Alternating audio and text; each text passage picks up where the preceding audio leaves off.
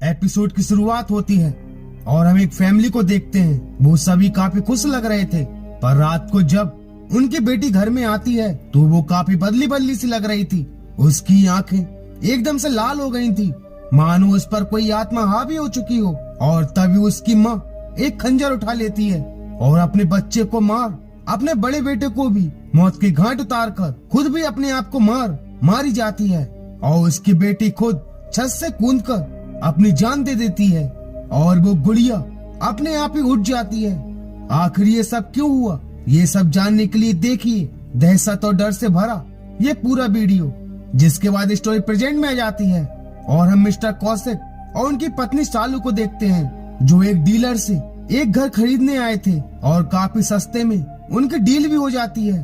पर तभी मनसुख भाई कहते हैं कि आपको घर के बारे में सब कुछ पता तो है, जिसे सुनकर सालू थोड़ी डर जाती है और पूछती है कि ऐसा क्या है उस घर में जो हमें नहीं पता। पर कौशिक कहता है कि छोड़ो ना इन फालतू बातों को, घर काफी पुराना है और काफी सालों से बंद भी है, तो थोड़ी बहुत अफवाहें तो फैलती रहती हैं। मैं इन बातों पर यकीन नहीं करता, अब चलो। पर उनके जाने के बाद मनसुख कहता है कि रोहित सर, आपको तो पता है उस घर के बारे में, फिर क्यों आपने उन्हें बेच दिया? कहीं इन लोगों के साथ भी वैसा हो गया तो? पर रोहित कहता है कि देखो फालतू की बकवास मत करो, 26 साल पहले जो कुछ भी हुआ वो एक हादसा था और कुछ घर में रहने के लिए आ जाती है। पर अब जो भी उनके साथ घटने वाला था वो हमारी कल्पना से भी परे था। उस फैमिली में कौशिक, सालू और उनकी 3 बेटी पलक, पीहू और पायल थे। और जब वो उस घर तक पहुंचते हैं तो ड्राइवर कहता है कि सर, आप लोग इस घर में रहेंगे, किसी ने कुछ बताया नहीं आपको इस घर के बारे में? ये घर अच्छा नहीं है साहब, बहुत भयानक कहानी जुड़ी है इससे, ये घर भूतिया है। पर कौशिक कहता है बकवास बंद करो और जाओ यहाँ से। पर सालू कहती है कि सुनिए, उस दिन वो ब्रोकर भी कुछ कहना चाहता था और आज ये ड्राइवर भी, मुझे कुछ ठीक नहीं लग रहा, इस घर में कोई गड़बड़ तो नहीं है। पर कौशिक कहता है कि देखो, मैं इन सब पर यकीन नहीं करता और वैसे भी हमारी फाइनेंशियल कंडीशन ठीक नहीं है और इतना सस्ता घर मिल जाना, वो भी मुंबई में, ये कम बात है क्या? हमें अफवाहों पर ध्यान नहीं देना चाहिए। जिसके बाद सभी घर के अंदर चले जाते हैं। सालों से बंद पड़ा वो घर काफी गंदा था और तभी उन्हें एक आवाज सुनाई देती है, जिसे सुनकर बच्चे काफी डर जाते हैं। पर कौशिक कहता है कि बिल्ली थी, डरकर भाग गई, चलो मैं बाकी सामान और घर की सफाई करवाता हूँ। वहीं जब सालू और पलक किचन में होते हैं तो किचन काफी गंदा और सारी अलमारियां और फर्नीचर जाम था। जब सालू कहती है कि तुम यहीं रुको, मैं भी पापा को बुला कर लाती हूँ। और सालू के जाते ही वो अलमारी अपने आप ही खुल जाती है और तभी पलक को एक बच्ची का भूत दिखाई देता है, जिसे देखकर उसके रोंगटे खड़े हो जाते हैं और वो जोर जोर से चिल्लाने लगती है, जिसकी आवाज सुनकर कौशिक और सालू उसके पास दौड़े चले आते हैं, जहाँ वो कहती है कि मैंने एक लड़की का भूत देखा उस अलमारी में। पर वो अलमारी तो बंद थी। जब कौशिक उसे खोलने की कोशिश करता है और काफी मुश्किल के बाद जब वो अलमारी खोलता है तो उसमें किचन का सामान रखा हुआ था। जब कौशिक कहता है कहाँ है भूत, कहाँ है बच्ची? इस घर में आते ही सबका दिमाग खराब हो गया है, जाओ यहाँ से, अपने कमरे में जाओ। और सालू से कहता है कि तुम ना बच्चों को जाकर समझाओ कि इस घर में भूत भूत कुछ नहीं है और तुम भी समझो कि इस घर में भूत भूत कुछ नहीं है। वहीं पलक जाकर पायल से भी कहती है कि मैंने सच में एक बच्ची का भूत देखा, पर पापा ने मेरी बात पर भरोसा नहीं किया, उल्टा मुझे डांटा।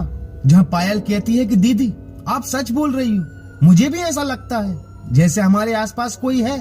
और तभी वहाँ रखा खिलौना अपने आप बजने लगता है और तभी सालू आकर कहती है कि तुमने पीहू को कहीं देखा? तो दोनों को पता नहीं था और सभी लोग पीहू को घर में ढूंढने लगते हैं, पर पीहू कहीं नहीं मिलती। और तभी पीहू के हंसने की आवाज आती है और जब सभी जाकर देखते हैं तो पीहू किसी से अकेले में बात कर रही थी, उनके साथ खेल रही थी, पर किसी को कोई दिखाई नहीं देता। जब पीहू कहती है कि मम्मा ये पूजा है और ये है रवि, ये मेरे दोस्त हैं। पर सालू कहती है कि बेटा यहाँ तो कोई नहीं है। अच्छा, तुमने अपने काल्पनिक दोस्त बना लिए, चलो अब यहाँ से और अपने दोस्तों से भी कहो कि चलकर खाना खाएं। जिसके बाद सभी चले जाते हैं। पर पीहू सच में 2 लोगों के साथ खेल रही थी और ये वही बच्चे थे जो एपिसोड की शुरुआत में मारे गए थे। वहीं जब सालू मार्केट से घर आती है तो वो कहती है कि बाहर किराना, सब्जी और ऑटो वाले यही कह रहे हैं कि इस घर को छोड़ दो, यहाँ से चले जाओ। मुझे तो कुछ ठीक नहीं लग रहा। हमारे साथ भले ही कुछ नहीं हो रहा, पर बच्चों के साथ तो हो रहा है ना। और आशा भी शाम होते ही काम छोड़ अपने घर चली जाती है, पर कौशिक कभी भी उसकी बात नहीं मानता। और तभी आशा आकर कहती है कि मैम साहब, ये सब मनगढ़ंत कहानी नहीं है। सच बात तो ये है कि अगर मेरा पति बीमार नहीं होता तो मैं यहाँ काम करने कभी नहीं आती। मैं तो कहती हूँ अच्छा है अभी तक कुछ नहीं हुआ, पर इससे पहले कि कुछ हो आप इस घर को छोड़कर चले जाइए। और सालू को ये बातें अंदर ही अंदर खाए जा रही थी। और उसी रात सालू को बच्चों के कमरे से कुछ गिरने की आवाज आती है और वो कौशिक को उठाकर तुरंत बच्चों के कमरे की तरफ भागती है। और जब दोनों कमरे में पहुंचते हैं तो कमरे में कागज के टुकड़े उड़ रहे थे और तीनों बच्चे डरे सहमे बैठे हुए थे। जहाँ कौशिक बच्चों को डांटता है कि रात को भी तुम लोगों को मस्ती सूझ रही है, अब बताओ ये सब किसने किया। पर बच्चे कहते हैं कि पापा ये हमने नहीं किया, हम सच बोल रहे हैं। पर तभी पीहू कहती है कि पापा ये सब पूजा और रवि ने किया है, मैंने उनके साथ खेलने से मना कर दिया तो उन्होंने ये सब किया। वो दोनों वहाँ बैठे हैं पर किसी को कोई दिखाई नहीं देता, पर वो दोनों तो वहाँ सच में बैठे थे। पर कौशिक कहता है कि शालू अगर बच्चों ने ये बकवास बंद नहीं की तो अच्छा नहीं होगा। वहीं अगली सुबह जब पलक सो रही थी कि तभी वो गुड़िया उसके ऊपर आकर बैठ जाती है और पलक तुरंत उसे अपने ऊपर से हटा देती है। पर उसे ये अपना वहम लगता है और वो फिर से और पलक तुरंत वहाँ से भागती है, पर दरवाजे नहीं खुलते। और तभी रवि और पूजा का भूत पलक को दिखाई देता है, जिनके हाथों में वो गुड़िया भी थी। और दोनों पलक की ओर बढ़ने लगते हैं।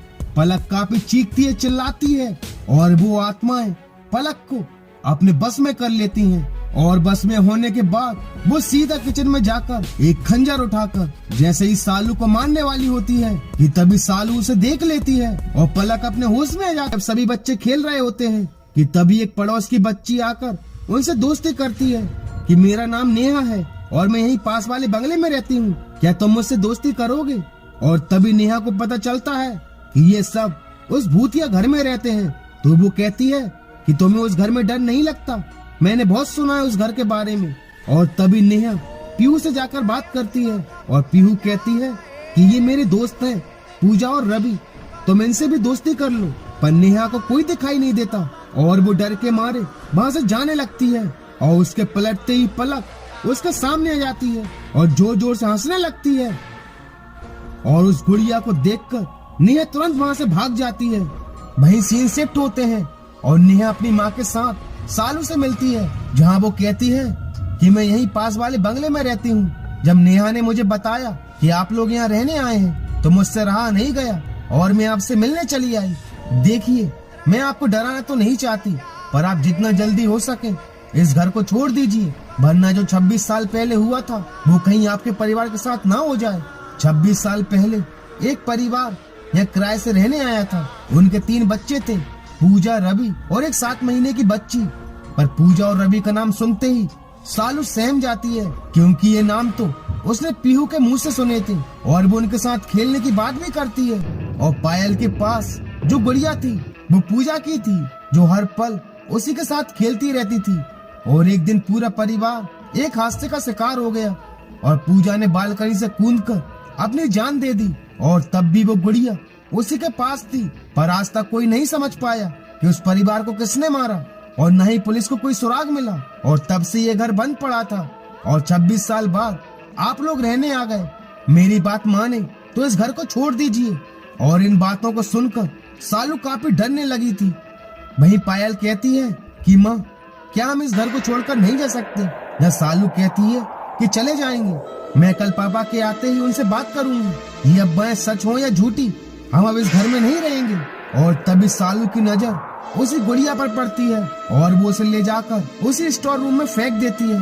और उसके पलटते ही वहाँ रखे खिलौने अपने आप ही हरकतें करने लगते हैं। और तभी उसके सामने पूजा और रवि की आत्मा आ जाती है, जिन्हें देखकर सालू काफी डर जाती है और वो दोनों सालू के शरीर से गुजर जाते हैं। यह सालू कहती है कि ये नहीं हो सकता, मैं आए दिन इस घर के बारे में सुन रही हूँ, तो ये मेरा वहम होगा। आज ही उन बच्चों के बारे में सुना, शायद इसलिए वो मुझे दिखे। और सालू तुरंत वहाँ से भाग जाती है। और उसी रात जब सालू सो रही थी कि तभी अचानक से वो उठ जाती है और वहाँ रखी कुर्सी अपने आप ही हिलने लगती है। और जब सालू जाकर देखती है तो वहाँ वो गुड़िया ही रखी थी और वो गुड़िया जाकर सालू के ऊपर लिपट जाती है और उसे मारने की कोशिश करती है और चिल्लाने की आवाज आती है और वो तुरंत कमरे की तरफ भागती है और अंदर जाकर देखती है कि पलक, पायल और पीहू तो सो रहे हैं। वो पूछती भी है कि बेटा आवाज क्यों दी थी, पर पायल कहती है कि मैंने आवाज नहीं दी। और तभी सालू की नजर उसी गुड़िया पर पड़ती है जिसे उसने स्टोर रूम में फेंक दिया था। वो पूछती भी है कि इसे यहाँ कौन लाया, पर बच्चे कुछ नहीं कहते और सालू उस गुड़िया को घर से बाहर फेंक देती है और बच्चों से कहती है कि खबरदार, इस गुड़िया को कोई अंदर लाया तो मुझसे बुरा कोई नहीं होगा। और तभी पलक का बर्ताव अजीब तरह से बदल जाता है और वो जोर जोर से हंसने लगती है, जिसे देखकर सभी काफी डर जाते हैं। जब पलक किसी को नहीं छोड़ूंगी, कोई नहीं बचेगा, तुम सब मरोगे। ये मेरा घर है, यहाँ पे कोई नहीं रह सकता, इससे मुझसे कोई नहीं छीन सकता, समझे तुम? चले जाओ यहाँ से, वरना मरोगे। और इसी के साथ फर्स्ट पार्ट का दी एंड हो जाता है। और बच पाएगा उन आत्माओं के कहर से, या इनके साथ भी वही होगा जो 26 साल पहले उस परिवार के साथ हुआ था? ये सब जानने के लिए देखिए इस वीडियो का अगला भाग। And thank you so much for watching this video.